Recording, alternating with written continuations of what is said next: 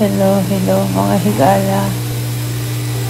Tapos na yung surgery ko sa lungs. Pero biglang nahihirapan ako huminga. So, dinala ako sa ICU. Tapos ngayon, may tubig pala yun, may inflammation yung lungs ko. So, ginagawa na nila ng paraan. So, mag-steroids ang pinainom sa akin ng doktor para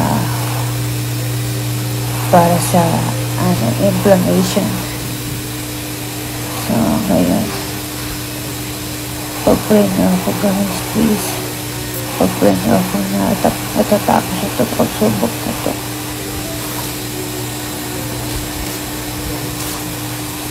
Pag-pray na ako.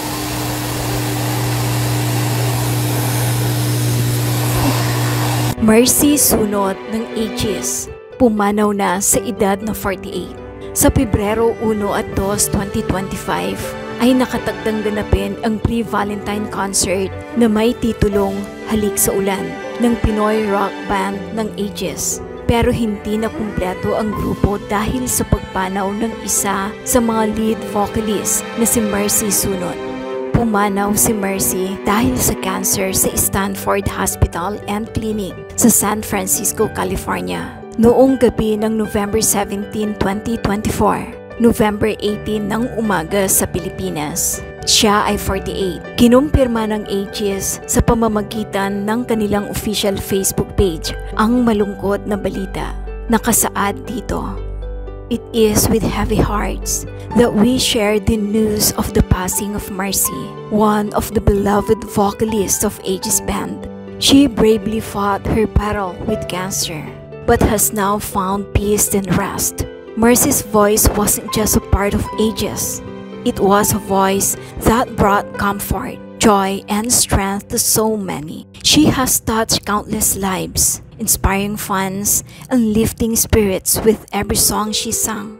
Her passion, warmth, and unforgettable presence on stage will forever be cherished in our hearts. Let us come together to celebrate the incredible life she lived and the legacy she leaves behind. Mercy, thank you for the music, the love, and the memories. You will be deeply missed." Nagpahayag din ng dalamhati ang kanyang kapatid at kapwa Aegis member na si Juliet Sunot sa Facebook post nito. Nakasaad dito, "The hardest things I've ever done. I wear a mask from day to day and try to cope in my own way. I'll miss you till we meet again and long for you each day till then. There's now a hole no one can fill within my heart." Ilang malalapit ding kaibigan ng Aegis ang nagpost sa Facebook tungkol sa pagpanaw ni Mercy. Mensahe ni Armida Dumalante, "Our hearts go out to the Sunot family and the Aegis band as we celebrate the remarkable life of Mercy Sunot, an extraordinary vocalist. Her passing is deeply felt and leaves us in awe." Noong November 16, sa pamamagitan ng isang social media video post na may hashtags na Breast Cancer Warrior at Lung Cancer Warrior, humiling pa si Mercy ng dasal para sa kanyang pagaling matapos sumailalim sa lung surgery sa isang ospital sa Amerika. Lahat niya, "Tapos na yung surgery ko sa lungs, pero biglang nahirapan akong huminga, so dinala ako sa ICU. Tapos ngayon, may tubig pala. May inflammation yung lungs ko, so ginagawa na nila ng paraan." Dasal ang hiling ni Mercy para matapos na ang mga pagsubok sa kalusugan na kanyang pinagdaraanan. Noong November 6, nagdiwang si Mercy ng kanyang huling kaarawan. Sa pamamagitan pa rin ng isang video post, ikinuwento niya ang lungkot na nararamdaman dahil nag-iisa lamang siya sa Amerika para magpagamot. Malungkot na saad ni Mercy, "It's my birthday today. Kaya maaga akong nagsimba. Nagpa-alarm ako ng 6:30 AM para magising, maligo, para ma-celebrate kong mag-isa ang birthday ko. Mahirap. Mahirap sa ibang bansa na nag-iisa ka lang. Yung wala kang malapitan. Malungkot. Iba talaga kapag nasa ibang bansa ka. Solo flight ako. Yung gusto kong gawin, hindi ko magawa. Yung mag-celebrate na kasama ang pamilya mo, hindi ko magawa. Iba pa rin sa Pilipinas. Napagtanto ko na mas masaya sa Pilipinas kaysa dito. Pero no choice ako dahil kailangan kong mag-stay ng matagal dahil nagpapagamot ako dito. Sana gumaling ako ng mas mabilis para makauwi ako ng Pilipinas. Ilan sa pinasikat na kanta ng Aegis kung saan kabilang si Mercy ay ang luha, basang-basa sa ulan, halik, sinta, natatawa ako, at bakit? Good morning. Eto, may appointment ako ngayon. So, once a month ako nagpapa-lab draws. So, blood test once a month. Tapos, 12 na pala ang aking surgery sa lungs. So, pag-pray niyo po ako. So, after ng clinic, dadaan ako ng CVS para kunin ko yung gamot na Tagriso. Ubus na kasi. Yun yung pang lungs. Para sa lungs kong gamot. Tagriso. So, everyday ko po yun iniinom. So, okay. 11:30 yung appointment ko. So, thank you. Good morning. Andito ako sa Eden Hospital. Meron akong schedule ngayon for MRI sa breast. So, 7:30 aking schedule. So, waiting na lang akong tawagin. Tapos na ako mag-check-in. So,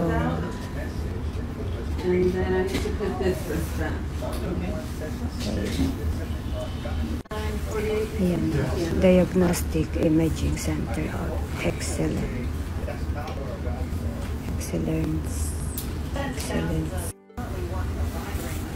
So, waiting na lang ako dito. Kailangan ng MRI para alaman kung tatanggalin na yung bukol, kung lumiit na ba siya. Okay. Bye. Good morning mga higala. So it's my birthday today. Kaya maaga akong nagsimba. So 8:30 nagising ako nagpa-alarm ako ng 6:30 para magising, maligo, para i-celebrate kong mag-isa ang birthday ko. Mahirap sa ibang bansa na nag-iisa ka lang. Yung wala kang malapitan, malungkot. Yung iba talaga pag nasa ibang bansa ka. Solo flight ako. Yung gusto kong gawin, hindi ko magawa. Alam mo yun, yung mag-celebrate ng kasama ang pamilya mo. Hindi ko magawa. Iba pa rin talaga sa Pilipinas. Ngayon, napagtanto ko na mas masaya sa Pilipinas kaysa dito. Pero no choice ako dahil kailangan kong magstay na matagal dahil nagpapagamot ako dito. Sana gumaling ako ng mas mabilis para makauwi ako ng Pilipinas. Okay, mga higala. So, ngayon, start ko ng i-upload yung anong nangyayari sa akin. Nangyayari dito sa US. Hirap. Hirap. Ang masasabi ko, one word, malungkot. Yun lang.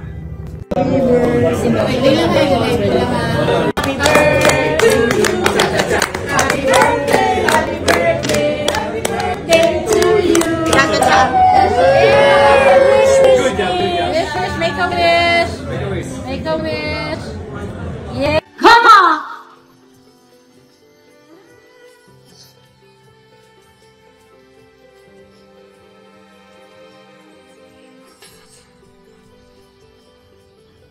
Isip mo'y unti-unti nawawala, nalilito ang tulan mo'y parang usok, unti-unti naglalaho. Tangiling ko lang sa'yo, nakaraan ay tanggapin, at ang ngayon ay harapin. Ang bukas mo'y darating pa, kaya't huwag kang damdamin, pagkat ito'y tayo lamang mula sa aking kaibigan na sa iyo'y nagmamahal. Andrea! Huwag mong sayangin ang panahon, pagkat ito'y may hangganan. Buksan mo ang pintuan kasama ng iyong puso. Andrea! Tinangay na ng hangin ang masamang panaginip, kaya't bigyan mo lang buwang ang puso mo'y nalulungay.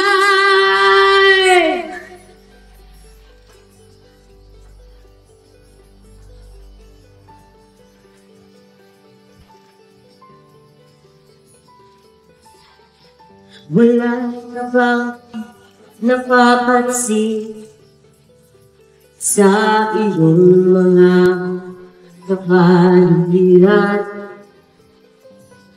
Kay dumi na ng hangin, pati na ang mga ilog natin.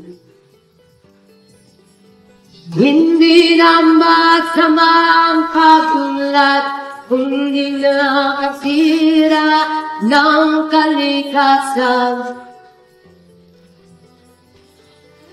Kung natin pag-isipan pa ang nangyayari sa ating kapaligiran, darating ang panahon, mga ibong gala ay wala na madadapuan. Masdan mo ang mga pulong dati ay kay tatag, ngayon namamatay dahil sa ating kalukuhan.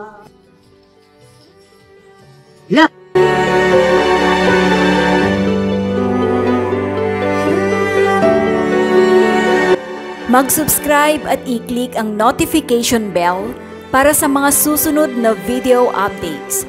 Maraming salamat po.